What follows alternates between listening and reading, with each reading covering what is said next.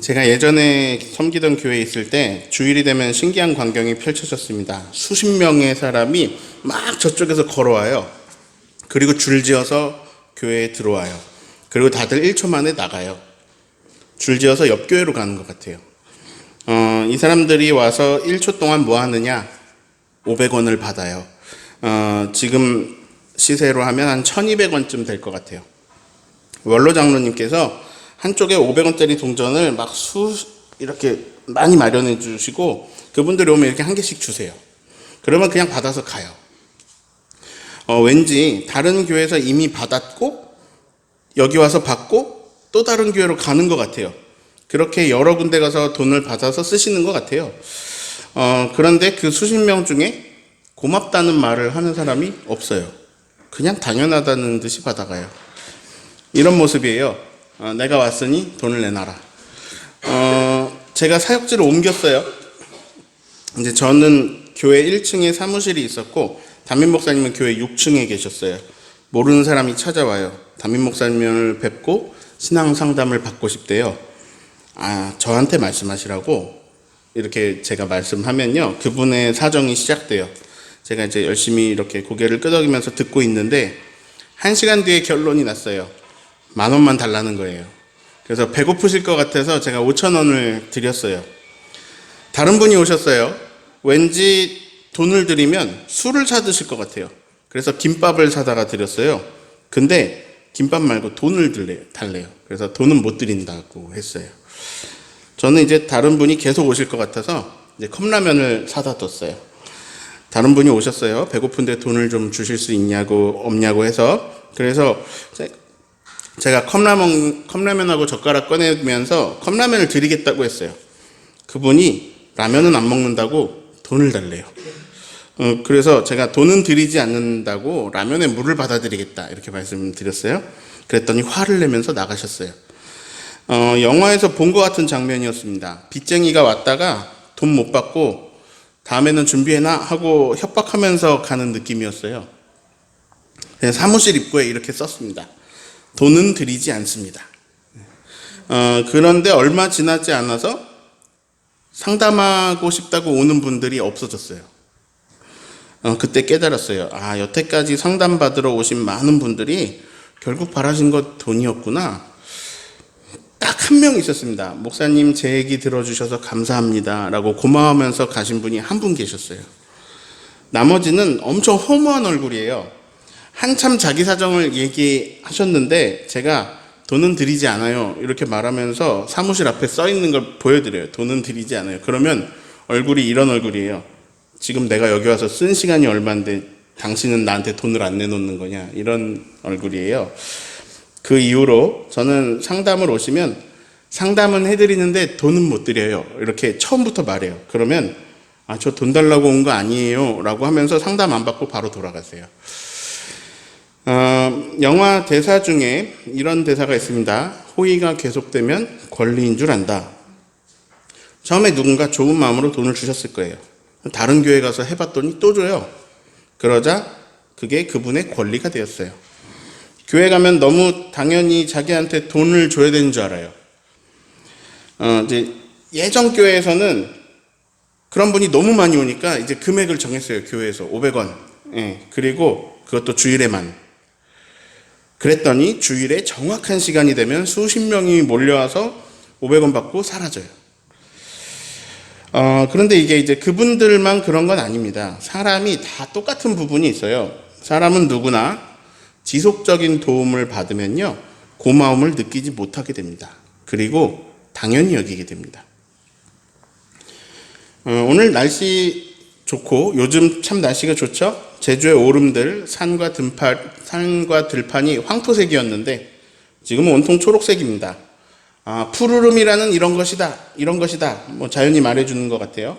싱그럽고 향기로운 푸르름이 가득한 이 계절에 여러분의 가정에도 푸르름이 가득하시기를 바랍니다. 네, 웃음꽃이 피어나는 가정 되시기를 축원합니다. 네, 하나님이 사람을 만드셨습니다. 인정하시죠? 네, 여러분 이거 믿으시죠? 하나님 사람 만드셨죠? 자, 그분은 창조주고 조물주이십니다. 그런데 하나님은 인간을 만드시되 인간을 어떤 독자적인 개체들로 성인으로 장성하게 이렇게 만들어서 그래서 성인들을 이 땅에 이렇게 내려보내시는 방법이 아니라 인간이 인간을 낳는 방법으로 만드십니다. 네. 남자와 여자가 아이를 낳는 방법으로 하나님은 우리를 만드셨습니다. 즉 모든 사람은 부와 모가 있습니다. 아버지와 어머니가 다 있습니다. 아버지와 어머니 없이 태어날 수 있는 사람은 없습니다. 아버지 어머니와 함께 살지 않을 수는 있어도 아버지 어머니 자체가 없는 사람은 없습니다. 그렇게 사람은 부모를 통해서 생명을 얻게 될 뿐만 아니라 대부분의 경우는 그 부모가 자기의 자녀를 키우는 방식으로 성장합니다. 우리는 그렇게 성인이 되었습니다. 낳아주신 분과 길러주신 분이 같을 수도 있고 다를 수도 있습니다. 상황에 따라 다를 수 있습니다. 네. 저는 낳아주신 분도 부모라고 생각하고요. 키워주신 분도 그에 못지않은 부모라고 생각합니다. 키워주신 분이 어쩌면 더 감사해야 될 부모인지도 모릅니다. 우리는 지금 존재하는 나는 나를 이 세상에 있게 해준 부모님을 통해서 그리고 나를 키워주신 부모님을 통해서 같은 분일 수 있습니다. 나를 이 세상에 있게 해준 부모님, 나를 키워주신 부모님을 통해서 나는 존재합니다. 다시 반복이요. 낳아주신 분을 통해서 키워주신 분을 통해서 지금의 내가 존재합니다. 하나님이 우리를 만드신 건 맞는데요. 그분은 부모님을 통해서 우리를 존재하게 하셨습니다. 오늘은 어버이날이고 어버이 주일입니다. 우리는 부모에 대한 교육을 받을 때 유교의 영향을 많이 받았습니다. 유교의 효 사상이 우리에게 굉장히 지배적입니다. 그렇다면 유교 말고 우리가 믿는 기독교에서는 성경에서는 부모님에게 어떻게 하라라고 가르칠까요? 오늘은 잠언서의 말씀으로 우리의 삶을 되돌아보겠습니다. 먼저 어떤 대학생이 쓴 글이 마음에 와닿아서 공유하려고 하는데요. 스크린에 그 학생의 시를 띄울 건데요. 여러분도 눈으로 읽어주세요. 근데 눈으로만 읽는 게 아니라 마음으로 같이 읽어주시기 바랍니다. 나에게 티끌 하나 주지 않은 거린들이 나에게 손을 내밀 때면 불쌍하다고 생각했습니다.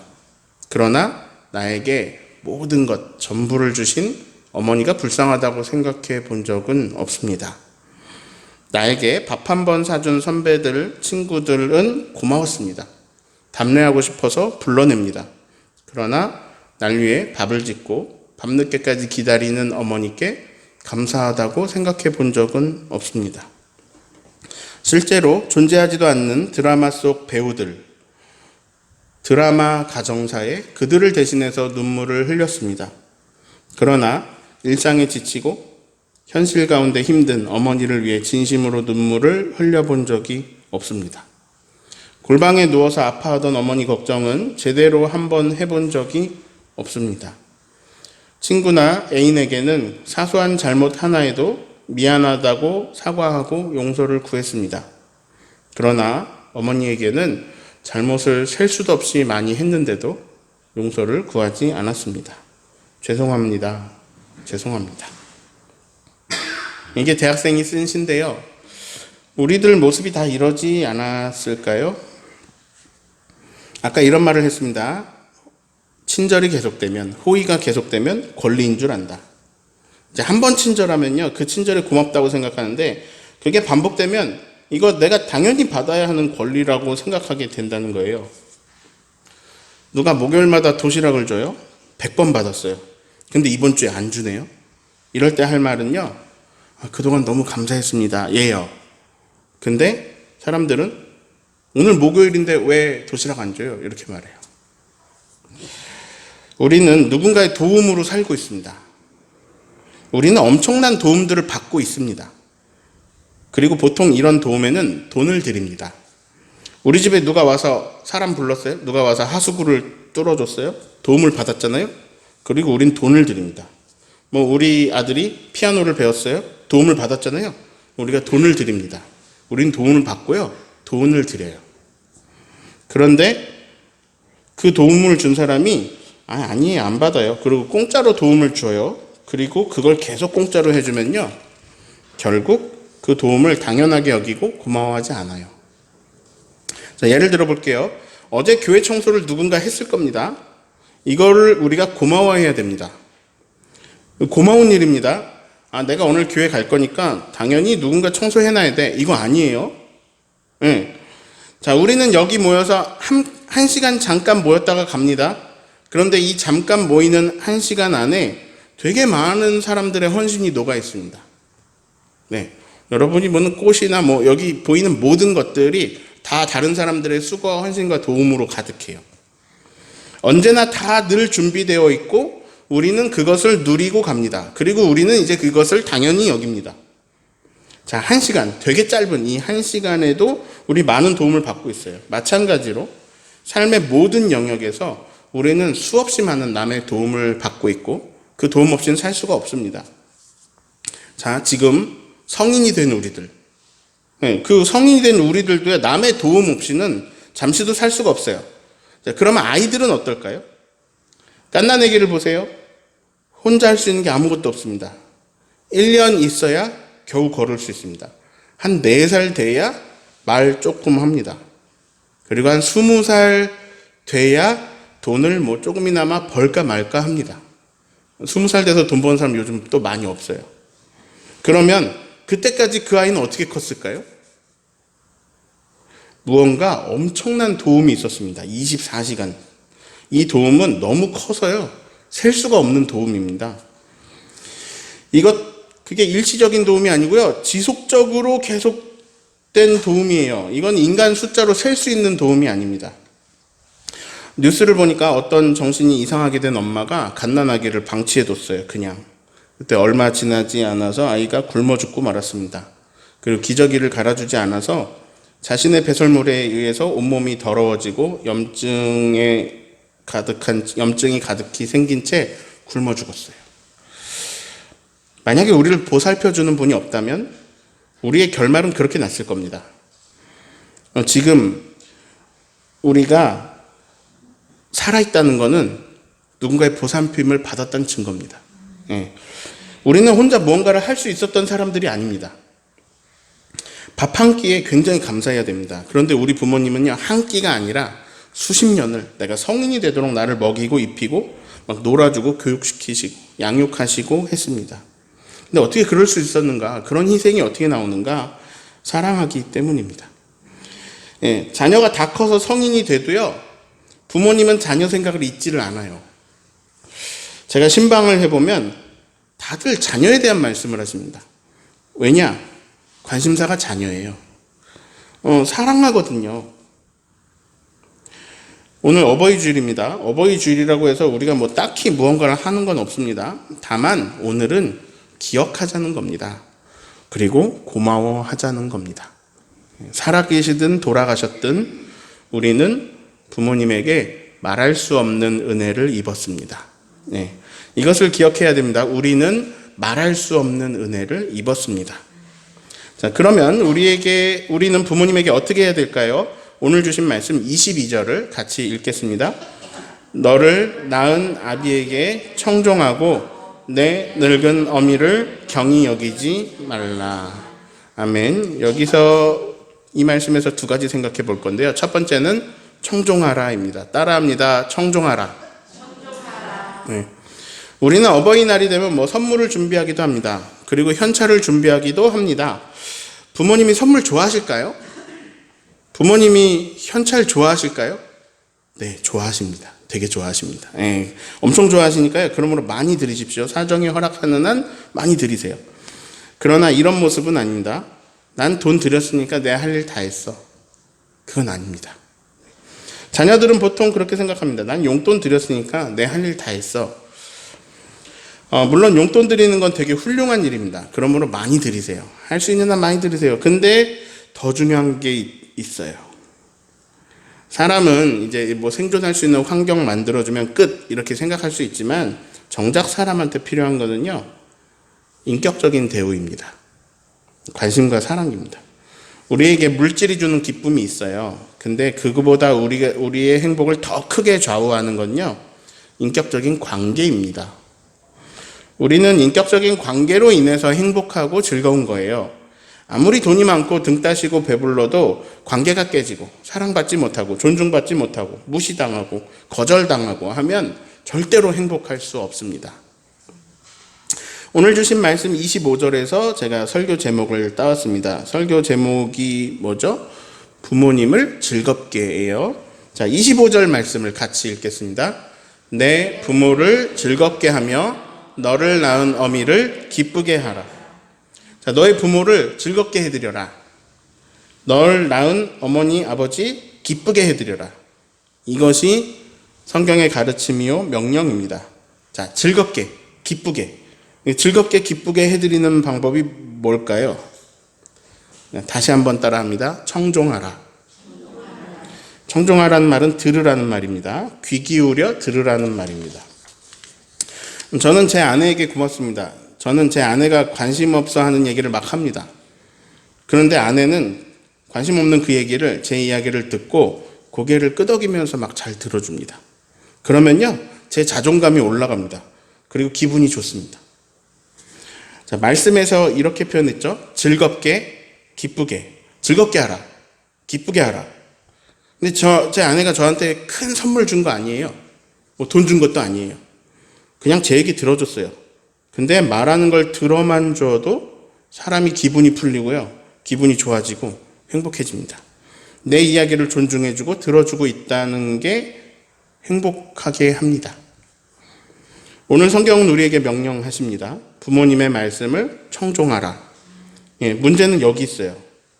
그게 쉽나요? 부모님 말씀의 특징은요, 했던 말을 또 하는 겁니다. 네, 200번째 듣는데 그 얘기를 또 하십니다. 그러니까 자녀들은 그 말을 듣기가 힘들어요. 목사님, 부모님 말씀 듣고 있기 너무 힘들어요. 끝나지도 않아요. 근데 이미 다 알고 있는 말이에요.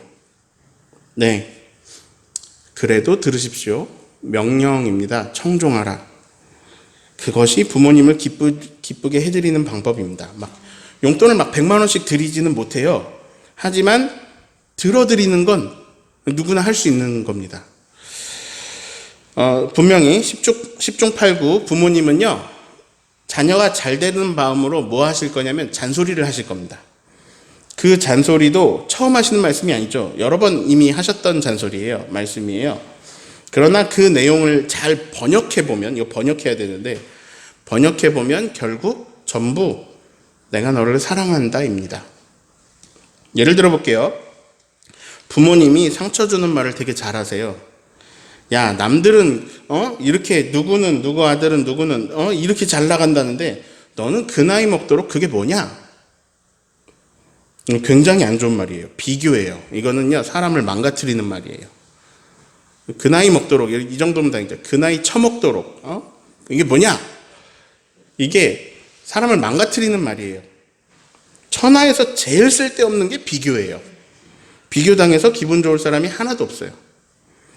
근데 이 말을 번역해보면 뭘까요? 방금 한 말? 너는 참 한심하고 창피하니 나가 죽어라. 이걸까요? 아니면 나는 내가 아끼고 사랑하는 네가 참 잘 됐으면 좋겠다. 뭘까요? 2번이에요. 부모님 언어를 번역해보면 2번입니다.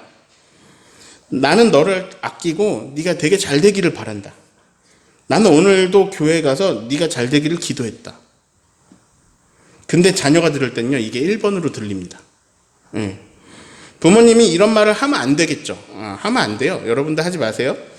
근데 그 부모님 세대에는 좋은 말을 배우신 적이 없어요. 말이라는 거는 우리가 알고 있는 걸 쓰는 거거든요. 누가 쓰니까 배웠어요, 우리 말을.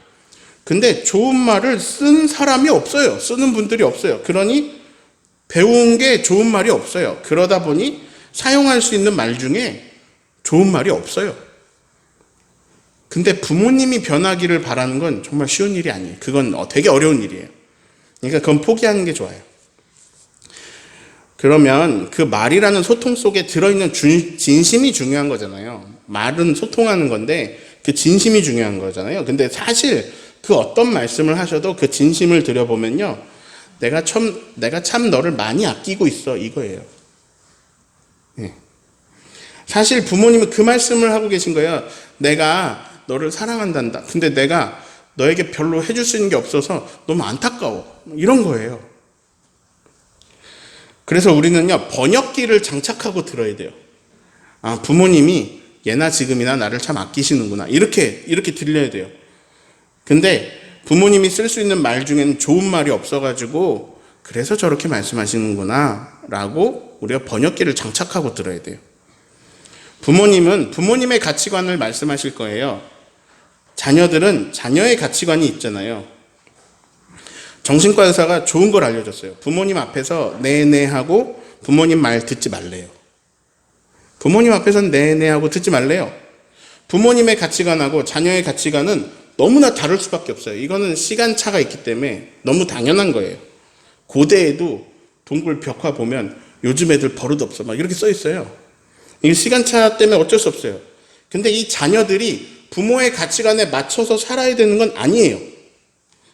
그러나 그리고 이 자녀의 가치관을 부모님께 심어드려서 부모님을 바꿀 수 있는 것도 아니에요.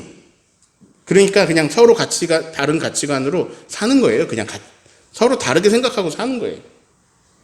근데 가치관이 다르다고 부모님하고 대화 자체를 안 하면 안 돼요. 자녀가 부모님 가치관에 맞춰서 살아야 되는 것도 아니에요. 네. 그러면 어떻게 하면 되냐? 부모님 말씀을 잘 들어드리고 표현을 투박하게 하셔도 거칠게 하셔도 그걸 그 표현대로 받아들이는 게 아니라 번역기를 돌려가지고 지금 하고 계신 이야기가 나를 참 아끼고 내가 잘 되기를 바라시는구나 하고 받아들이는 게 중요합니다. 세상에서 제일 쓸데없는 게 비교고요. 또 세상에서 제일 쓸데없는 게 잔소리입니다. 잔소리에서 변한 사람 세상에서 한 명도 없어요. 근데 잔소리는요, 살펴보면 사랑하는 사람에게만 합니다. 잔소리 어디 처음 보는 사람한테 가서 노숙자한테 막 하고 그러지 않아요. 잔소리는 사랑하는 사람한테만 해요. 그러니까요, 우리는 사랑을 어떻게 표현하느냐? 잔소리로 표현해요. 부모님은 또 잔소리로 사랑을 표현하십니다. 번역기 돌려야 돼요. 잔소리를. 나이가 들수록요, 소통할 수 있는 사람이 줄어듭니다. 그리고 막 주변 사람들이 계속 떠납니다. 젊잖아요. 제 친구도 떠난 친구가 있어요. 주변 사람들이 점점 떠납니다. 소통할 수 있는 사람이 점점 줄어듭니다. 점점 외로워집니다. 그때 자녀가 부모님의 이야기를 들어준다면요, 그 자녀야말로 진짜 성공한 자녀예요. 진짜 성공한 자녀는 그 자녀예요. 그 자녀가 누구보다 사랑스러운 자녀입니다. 부모님을 즐겁게, 기쁘게 하는 자녀니까요. 이 세상 최고의 자녀입니다. 막 큰 선물을 하고 좋은 환경을 만들어드리고는 못할지라도 사실 부모님을 인격적으로 그 말씀 들어드리는 자녀가 이 세상 최고의 자녀예요. 자, 둘째, 또 무엇을 해야 하느냐? 따라합니다. 경히 여기지 말라. 내 늙은 부모를 경히 여기지 말라. 다른 번역으로 업신여기지 말라 번역되어 있습니다. 저는 이렇게 말하겠습니다. 무시하지 말라. 자녀들이 머리가 크면서요, 부모를 무시하기 시작합니다. 이거는 청소년기만 돼도 자녀들이 이렇게 합니다. 청소년들이 많이 하는 말이에요. 엄마가 뭘 한다고 그래? 이거 정말 마음 아픈 말이죠. 엄마가 뭘 한다고 그래? 아빠가 몰라서 하는 말이야, 그건. 아버지가 몰라서 하시는 말씀이에요. 정중하게 해도 기분 나빠요. 근데 이게 사실입니다. 자녀들이 부모보다 많이 알고 있습니다. 나는 스마트폰 익숙하지 않은데 이 꼬맹이들도 막 이거 잘합니다. 나는 모르는 건데 자녀들이 아는 거 많습니다. 다방면에서 자녀들이 더 지혜로울 때도 많아요. 그런데 질문, 나보다 모르는 것이 많은 부모님은 무시해도 될까요? 절대로 안 됩니다. 절대로 아닙니다. 자, 어머님이 나이가 드시면 자꾸 깜빡깜빡 하십니다. 왜 그럴까요? 나를 낳고 키우느라고 고생하셔서 그렇습니다. 뼈에 칼슘이 다 빠져나갔습니다. 내가 다 갖고 왔어요. 골다공증이 옵니다. 왜 그럴까요? 내가 그 영양분 내가 다 나에게 주셨기 때문입니다. 나를 안 낳으셨다면, 나를 안 키우셨다면 우리 부모님은요, 지금보다 훨씬 젊을 거고요. 훨씬 더 건강하실 겁니다. 그리고 이게 중요한데요. 훨씬 부유하실 겁니다. 나 안 낳으셨으면. 제 또래 어머님들, 아버지들 고민이 많습니다. 30, 40대 분들이죠. 자, 30, 40대는 아직도 하고 싶은 거 많습니다. 배우고 싶은 것도 많아요. 이제 뭐 120살까지 산다는데 앞으로 50년 이상 살 것 같은데 내가 지금 만약에 이걸 배워두면 이거 50년 배운 거 이거 활용하면서 살 수 있잖아요. 행복하게 살 수 있을 것 같은데 예를 들어 뭐 기타를 배운다. 앞으로 한 50년 칠 수 있을 것 같은데 각자 좋아하는 것들이 있습니다. 옛날에는 되게 없는 형편이어가지고 시간이 없고 너무 바쁘고 그래서 엄두도 못했던 것들, 해보지 못했던 것들이 있습니다. 근데 이제는 배우고 싶어 합니다. 그런데 결론이 비슷해요. 주변에 보면 잘 안 배웁니다. 돈이라는 게 한정적입니다. 무한정 있는 게 아니죠. 근데 이 한정된 돈을 어디에 먼저 쓰느냐? 결국 돈을 자녀들에게 씁니다. 옷도 자녀들 옷 먼저 삽니다. 이거저거 쓰고 좀 남으면 내가 이거 해봐야지 하는데 안 남아요. 늘 모자라요. 지금 이렇게 넉넉한 시대를 사는 사람들도 자기 거 못하고 자기 하고 싶은 거 못하고 자녀들 뒷바라지하면서 살고 계신데 근데 부모님 세대는 어떠셨을까요? 뭐 할 수 있는 게 있었을까요? 어떻게 사셨을까요? 여기 계신 분들 중에도 빵꾸난 양말을 얼마나 많이 꿰매셨습니까? 여자라는 이유로 학교 포기하고 남동생 공부시킨다고 공장 들어가고 그래서 학비 벌었죠.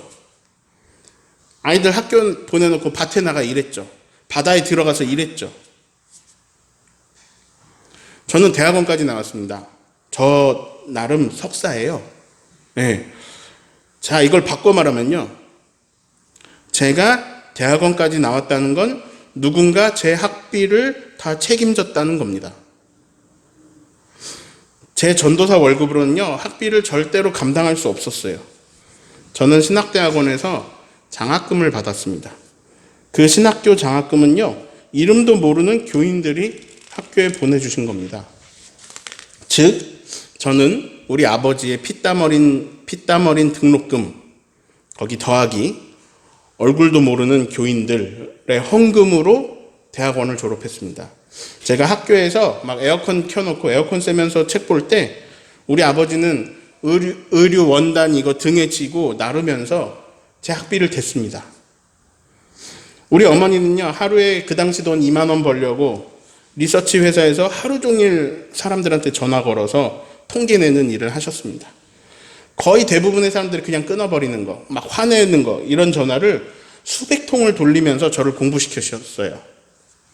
그런 희생으로, 그런 은혜로, 그런 사랑으로 강단에 서게 된 제가 책 몇 글자 더 봤다고, 더 읽었다고 부모님을 경히 여긴다면 정말 배은망덕한 놈이 아닐까요? 정말 모르는 놈이죠, 그거는.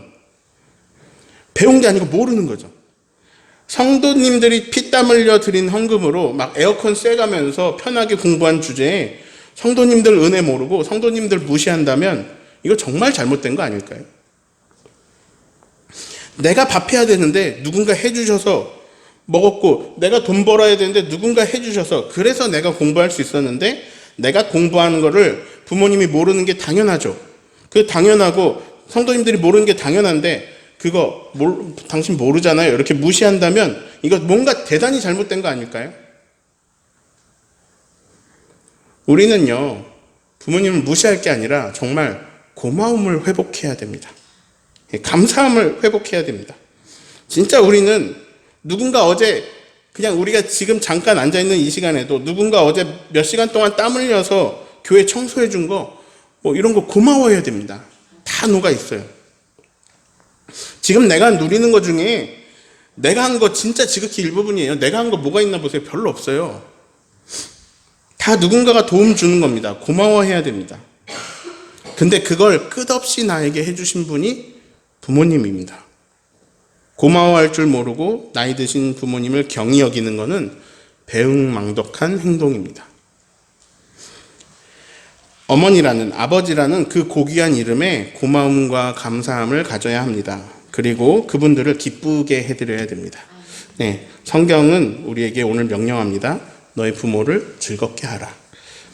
우리가 할 수 있는 게 있습니다. 그건 돈이 많이 들거나 우리 힘으로 할 수 없거나 한 일이 아니에요. 우리가 할 수 있는 게 있습니다. 그게 뭐냐?